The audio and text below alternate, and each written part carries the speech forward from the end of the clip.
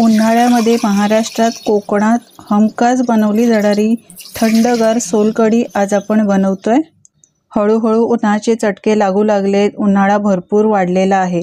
शरीरातील उष्णता निघून जाते आणि शरीराला जर थंड ठेवायचं असेल किंवा इतर आजारांपासून जर तुम्हाला वाचवायचं असेल तर या पद्धतीने 1 ग्लास सोलकढी दररोज प्यायलाच हवी। चला तर रेसिपीला सुरुवात करूयात। तर सोलकढी बनवण्यासाठी इथे मिक्सरचं मी भांडं घेतलंय। 1 वाटी ओलं किसलेलं खोबरं घेतलेलं आहे। किसलेलं खोबरं आहे ते ताजंच घ्यायचं, आधीच किसून ठेवून नंतर घ्यायचं नाही। यानंतर 2 लसणाच्या पाकळ्या घालायच्या, 1 इंच आल्याचा तुकडा आणि 1 चमचा जिरं घालायचं। लसूण जास्त नाही घालायचं, मोठे आहेत म्हणून 2च घातलेत, लहान असतील तर 4 घालू शकता। लहान 2 हिरव्या मिरच्या घातलेल्या आहेत। मिरच्या सुद्धा जास्त घालायच्या नाही, नाहीतर सोलकढी पिताना घशाला तिखट लागू शकतं। 1 चमचा मीठ घातलंय, मीठ तुम्ही चवीप्रमाणे घालू शकता। 1 चमचा साखर घातलेली आहे। मीठ नंतर तुम्ही टेस्ट करून सुद्धा घालू शकता, सुरुवातीला मिठाचं प्रमाण कमीच घालायचं। यानंतर अगदी थोडीशी कोथिंबीर घातलेली आहे। कोथिंबीर घातल्यामुळे सोलकढीला चव खूप छान येतो। आता सोलकढीला रंग चांगला येण्यासाठी इथे मी थोडासा बीटचा तुकडा घातलाय। तुम्हाला नाही घालायचं असेल, नाही घातलं तरी सुद्धा चालेल। काय असतं ना, कोकम कधी कधी जुने असतात, त्याला रंग येत नाही व्यवस्थित, तर अशा पद्धतीने बीट घातल्यामुळे रंग सुद्धा सुरेख येतो। आता यामध्ये भरपूर पाणी घालायचं आहे आणि मिक्सरला फिरवून घ्यायचं। तर तुम्ही पाहू शकता बीट घातल्यामुळे याला मस्त रंग आलेला आहे। आता इथे मी एक भांडं घेतलेलं आहे। आपल्याला हे जे मिश्रण आहे ते गाळून घ्यायचं, यासाठी मी ते गाळणी ठेवली आहे। यानंतर हे सगळं मिश्रण यामध्ये घालायचं आणि वरून थोडंसं प्रेशर द्यायचं आहे, म्हणजे हे खोबऱ्याचा जो रस आहे तो चांगला गाळला जाईल आणि वर चोथा राहील। आता हा चोथा राहिलेला आहे तो 3 ते 4 वेळा पुन्हा मिक्सरच्या भांड्यात घालायचं, पाणी घालायचं आणि 3 ते 4 वेळा पुन्हा मिक्सरला फिरवून घ्यायचं। तर हा बघा, हा चोथा उरलेला आहे, तो पुन्हा मी मिक्सरच्या भांड्यामध्ये घालते आणि यामध्ये पुन्हा भरपूर पाणी घालायचं आणि 3 ते 4 वेळा ही प्रोसेस करायची आहे, म्हणजे आपल्याला खोबऱ्याचं दूध आहे ते चांगलं व्यवस्थित मिळेल। ओलं खोबरंच घ्यायचं आहे आपल्याला सोलकढी बनवायला, सुक्या खोबऱ्याचा वापर करायचा नाही आणि ओलं खोबरं फ्रेशच किसून घ्यायचं आहे किंवा याचे तुकडे सुद्धा करून घेऊ शकता। तर हे बघा, मी पुन्हा मिक्सरला फिरवून घेतलेलं आहे।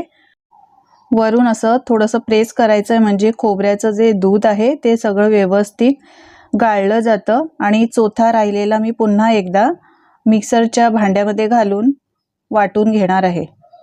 तर ही प्रोसेस तुम्ही 4 ते 5 वेळा करू शकता।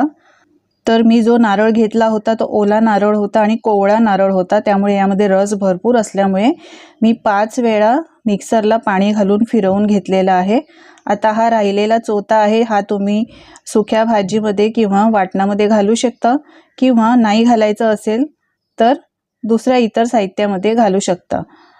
तर 1 वाटी ओल्या नारळापासून हे बघा, इतकं आपला हा नारळाचं दूध तयार झालेलं आहे। आता हे नारळाचं दूध आहे ते पुन्हा एकदा आपल्याला गाळून घ्यायचं आहे। तर दुसरा एक बाउल घेतलेला आहे, त्यामध्ये चहा गाळायची जी गाळणी असते ना त्याने गाळून घ्यायचं, म्हणजे यामध्ये खोबरं काही राहिलं असेल तर सोलकढी पिताना घशाला लागत नाही। तुम्ही हे वस्त्रगाळ सुद्धा करू शकता, एखादा सुती कापड घेऊन त्यामध्ये गाळून घेऊ शकता। तर हे बघा, यामध्ये एवढं खोबरं राहिलेलं आहे। आता हे चमच्याने थोडंसं याला दाब द्यायचं आहे, म्हणजे यामध्ये खोबऱ्याचा जो रस आहे तो गाळता येईल। तुम्ही पाहू शकता किती खोबरं यामध्ये आहे। अशाच पद्धतीने बाकीचा रस सुद्धा मी गाळून घेतलाय। मस्त या कोकमाच्या सोलकढीला रंग आलेला आहे, पाहू शकता तुम्ही।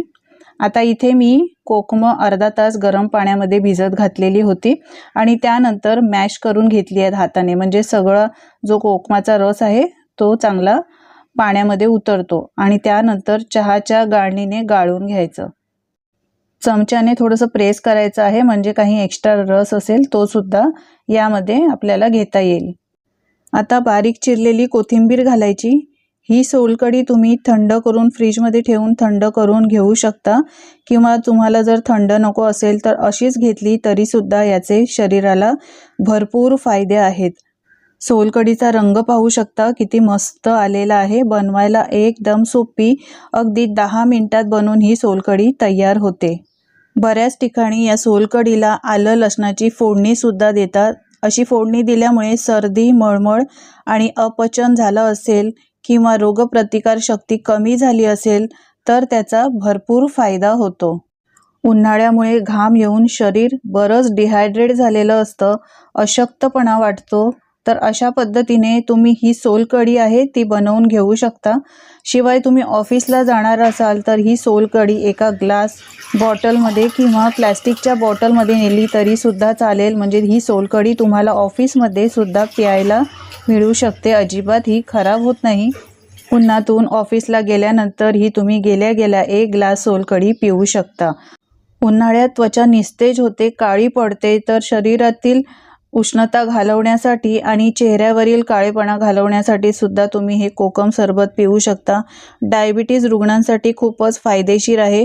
तुम्हाला बद्धकोष्ठता असेल, अपचनाचा त्रास होत असेल किंवा शरीरावर ॲलर्जी झाली असेल आणि शरीरातील उष्णता कमी करायची असेल तर अशा पद्धतीने हे कोकमाचं सोलकढी तुम्ही नक्कीच प्यायला हवी। जेवणानंतर एक ग्लास फक्त ही सोलकढी घेतली तर अपचनाचा त्राससुद्धा कमी होतो। चमचमीत काही तुम्ही खाल्लं असेल त्यानंतर एक ग्लास सोलकढी प्यालात तर ते अन्नाचे पचनसुद्धा चांगले होते। तर अशा पद्धतीने मंडळी तुम्ही ही सोलकढी नक्की बनवून बघा, खास करून उन्हाळ्यामध्ये। तुम्ही माझी ही रेसिपी कोणत्या देशातून, कोणत्या शहरातून पाहताय हे कमेंट करून सांगायला विसरू नका, म्हणजे मी तुमचे आभार मानू शकेन। आजची ही सोलकढीची रेसिपी नक्की बनवून बघा आणि तुमचे अनुभव माझ्यासोबत शेअर करायला विसरू नका।